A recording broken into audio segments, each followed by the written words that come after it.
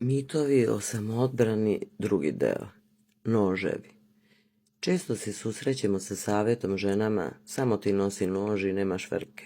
Često srećemo i žene koje kažu, pa ja nosim nož tako da me ne brinu nikakvi kreteni.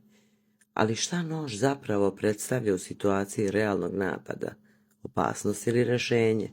Stvar je u tome da žene ne koriste noževe, barem ne na vreme, neefektno. Napadnuta žena možda taj nož i potegne, ali ga i ne upotrebi. U najvećem broju slučajeva ga ne upotrebi, jer treba izbosti čoveka. Koliko žena nosi u sebi sposobnost da izbode čoveka? Postoji velika razlika između nas i njih, osoba koje nisu sklone nasilju i njih koji su skloni antisocijalnom ponašanju. Takve osobe imaju jedan jedini cilj, a to je brutalno nasilje.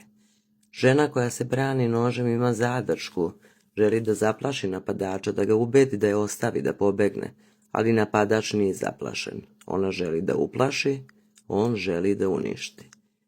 Ako niste sigurni da možete da izbodete agresivno ljudsko biće koje će pokušati da vas spreči, nemojte se igrati noževima.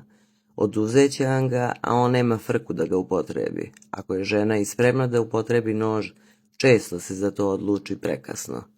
Nosite suzavac, kvalitetan suzavac i naučite da ga upotrebljavate.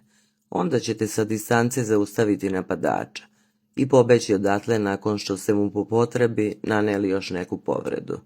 Žena sa nožem nije opasna mačka u noći. Žena sa suzavcem već...